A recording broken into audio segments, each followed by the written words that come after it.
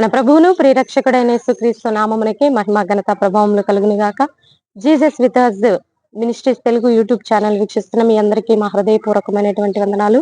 బాగున్నారండి? మీ ఆరోగ్యాలు బాగున్నాయా? ఎవరైనా మీ ప్రియులు ఎమర్జెన్సీ మరి వార్డ్స్ లో అలాగే ఐసీలో ఉండి మరి చాలా ప్రమాదకరంగా ఉంది అండి అని మీరు చింత చెందుతున్నారా? అయితే దేవుని యందు నమ్మకి ఉంచి దేవుని యందు మరి మీరు విశ్వాసం ఉంచిన మీ జీవితంలో మన దేవుడు మనకు అన్యాయం చేసే దేవుడు కాదండి. ఖచ్చితంగా స్వస్థతనిస్తాడు, విడుదలనిస్తాడు, మానసిక ఒత్తిడి నుంచి విడుదలిస్తాడు.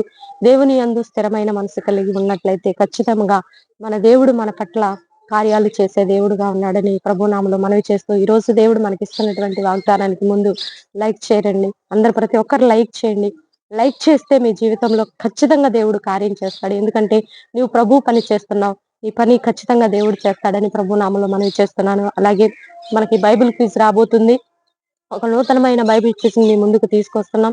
ఈసారి బైబిల్ క్విజ్ చాలా ఎఫెక్టివ్ గా ఉండబోతుంది. చాలా మరి క్రొత్తదనంతో ఉండబోతుంది. మరి అనేకమైనటువంటి కొత్త సంగతులు మనం నేర్చుకోబోతున్నాం కనుక మీరందరూ కూడా దయవుంచి బైబిల్ క్విజ్ కోసం ప్రార్థించండి. అనేక మందికి ఈ వీడియోస్ షేర్ చేయండి. బైబిల్ క్విజ్ రాబోతుందని తెలియచేయండి. మరి అనేక మందిని ప్రేరేపించండి. ఎందుకంటే ఈ బైబిల్ క్విజ్ యొక్క మెయిన్ కాన్సెప్ట్ ఏంటంటే అందరి చేత బైబిల్ చదివించాలనేదే ఈ బైబిల్ క్విజ్ యొక్క కాన్సెప్ట్. ఫస్ట్ నుంచి మనం అదే చెప్తున్నాము, అదే కంటిన్యూ చేస్తాము. మనం ఆల్రెడీ మనం ఒక తీర్మానం చేసుకొని ఉన్నాం. 66 పుస్తకాల్లో నుంచి బైబిల్ క్విజ్ కంపల్సరీగా కండక్ట్ చేద్దాము అని ఒప్పుకొని ఉన్నాం. దేవుని దగ్గర తీర్మానం చేసి ఉన్నాం. అది జరగాలని మీరందరూ కూడా ప్రార్థన చేసేవారిగా ఉండాలని ప్రభునామములో మనవి చేస్తూ, ఈ రోజు దేవుడు మనకిస్తున్నటువంటి చక్కని వాగ్దానం ఆమోసు గ్రంథం 5వ అధ్యాయము 4వ వచనంలో 2వ లైన్ చూద్దాం. చూడండి. నన్ను ఆశ్రయించిన ఎడల మీరు బ్రతుకుదురు. దేవుణ్ణి ఆశ్రయించిన వారు బ్రతుకుతారంటండి. పాపములో శాపంలో భయంకరమైనటువంటి రోత బ్రతుకులో చనిపోయావా?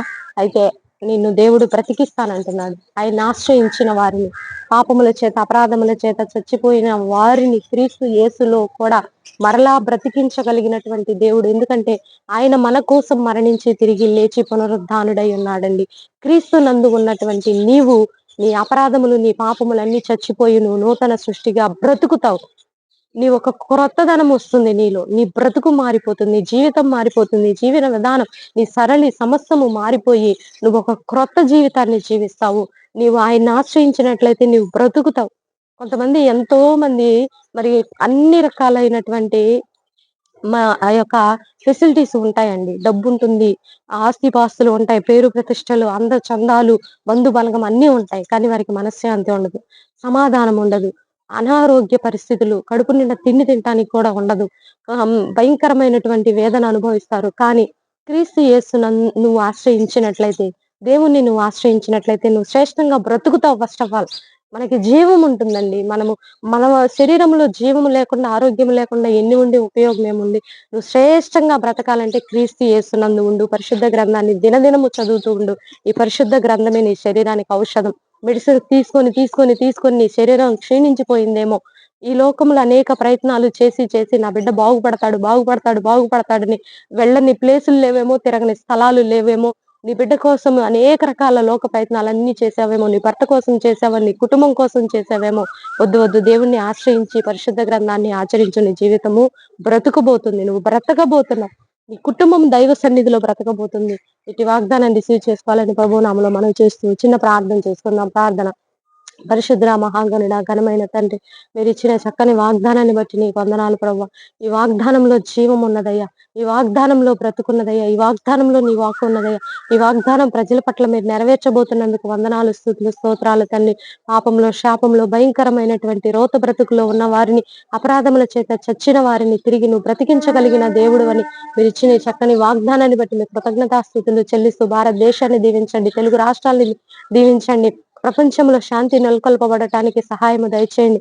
ఆయా ప్రాంతాల్లో ఆయా పబ్లిక్ మీటింగ్స్ అన్నిటిని కూడా మీరు ఆశీర్వదించండి. సత్య స్వార్థ బాహాటంగా ప్రకటించబడటానికి సహాయం దయచేయండి. మారు మనసు రక్షణ లేని బిడ్డలకు రక్షణ దయచేయండి. ఈ రోజు బర్త్డే వెడ్డింగ్ డే జరుపుకునే బిడ్డలందరినీ మీరు దీవించి ఆశీర్వదించమని, మా కుటుంబం చుట్టూ కూడా నీ సన్నిధి ఉంచమని యేసు నామములో అడిగి వేడుకొని పొందుకొని ఉన్నాము తండ్రి. Amen, amen. ప్రియులారా, ఈ వీడియో మీకు నచ్చినట్లయితే లైక్ చేయండి.